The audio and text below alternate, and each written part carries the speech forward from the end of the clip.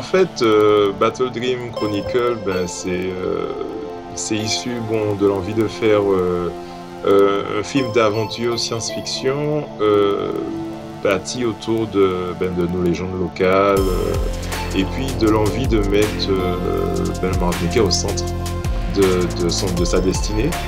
Parce que c'est vrai qu'ici, on est un petit peu tiré par les uns, tiré par les autres, mais on n'a pas vraiment l'impression qu'on contrôle quelque chose. Il y a l'envie de vouloir l'indépendance pour certains, l'envie de ne pas aller vers l'indépendance pour d'autres.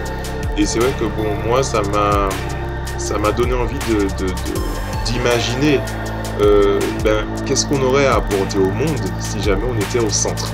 Et par cette victoire, tu es le maître qui est en eux et l'esclave qui est en moi.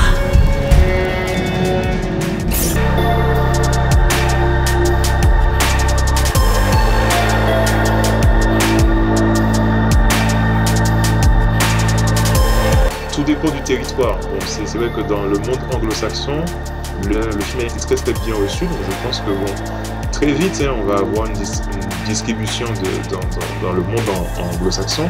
Dans le monde francophone, alors ici en Martinique, on a d'abord eu le monde des médias a été très très accueillant, très réceptif en fait de ce film. Ils ont beaucoup apprécié le fait que on a un nouveau film d'animation, on a une industrie qui naît, parce qu'en fait on avait quand même 20 ans de retard comparé à La Réunion, qui est le département le plus avancé en ces termes-là. Et puis il y a la réaction du public. Alors il y a un public qui me connaissait déjà, qui a été voir le film dès qu'ils ont vu que ça sortait. Et puis il y a une autre public qui a dû apprendre aussi à croire dans la Martinique. C'est-à-dire que ce public-là, en fait, quand on leur a dit il y a un film martiniquais qui est sorti, ils ont dit ouais, c'est martiniquais, non, c'est forcément pas bien. Et c'est vrai que ils ont découvert au fur et à mesure. Et c'est vrai que les gens à chaque fois ils aiment, donc ils parlent à leurs amis, ils disent ok d'accord, ce film-là il faut que tu ailles le voir. Donc c'est vrai que ça explique aussi le cheminement assez lent ici en Martinique. Du fait que tout le monde puisse voir en fait ce film-là.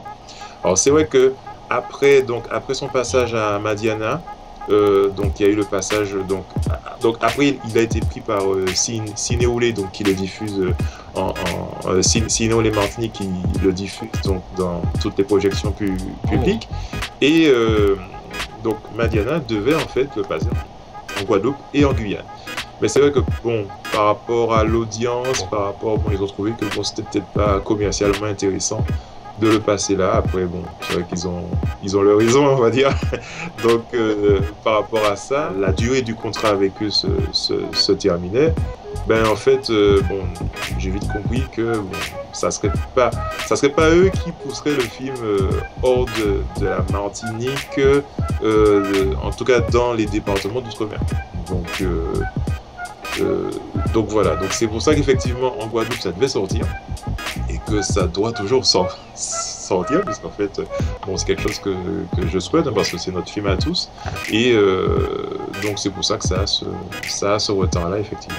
Il a eu une très belle réception aux États-Unis par rapport au fait qu'il parle de personnages noirs. Donc c'est vrai qu'il y a très peu, voire quasiment pas du tout, de films avec de films d'animation, de longs métrages d'animation avec des personnages noirs, et il n'y en a pas en fait avec des personnages qui sont si fiers d'eux, qui ont envie de pousser les choses comme ça. Donc c'est vrai que ça a beaucoup marché auprès du public noir américain. Ça a marché aussi au Canada. Ils ont vraiment adoré le film. Dans la Caraïbe aussi, notamment avec d'abord à Aruba, mais aussi énormément Trinidad et Tobago, et la Jamaïque aussi.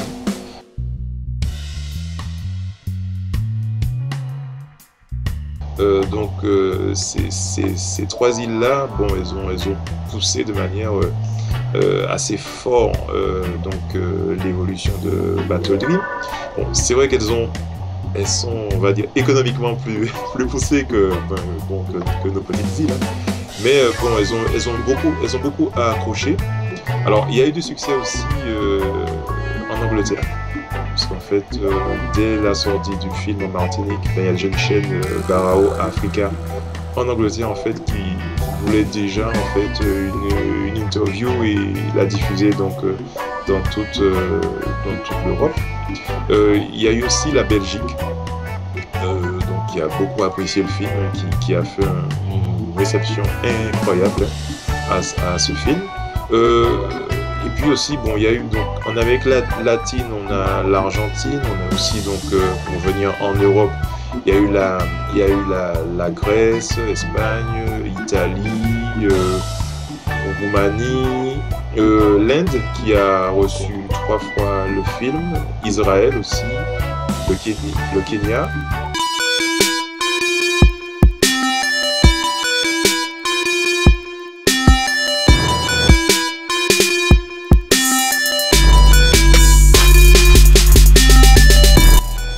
Ça prend beaucoup de temps pour pouvoir en fait obtenir une distribution, parce qu'en fait le problème de la distribution, c'est que il faut effectivement qu'on paie la publicité dans les journaux, à la télé, et ça coûte cher.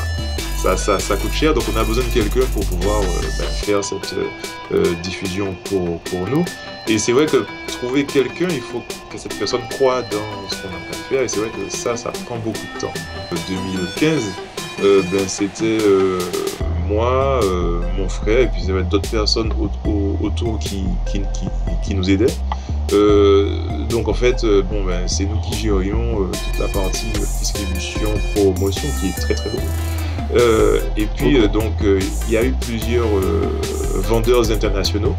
Donc, alors, les vendeurs internationaux, ce sont comme des agents qui en fait sont en contact avec tous les distributeurs.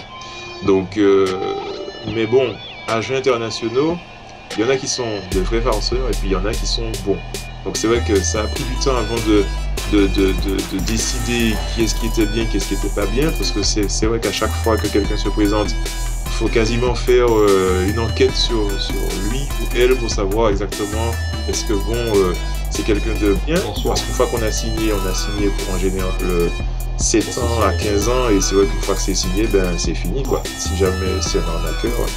Donc j'ai trouvé donc quelqu'un, une agence aux États-Unis, pour qui effectivement c'est leur premier film, mais bon ça a vraiment été le plus honnête. Ils nous ont vraiment dit ok, c'est la première fois qu'on aborde en fait le long métrage d'animation, mais on a ça, et on a trouvé que c'était très très honnête, et que ils avaient déjà fait pas mal d'autres choses dans le documentaire, court métrage, long métrage, donc on a décidé de fonctionner avec eux. Donc leur agent actuellement là est est au Festival de Cannes, au marché du film, où en fait on pense que il y aura pas mal de nouvelles. Donc ce soir, on sera libre ou on sera morte. Mais ce soir, on ne sera plus esclave.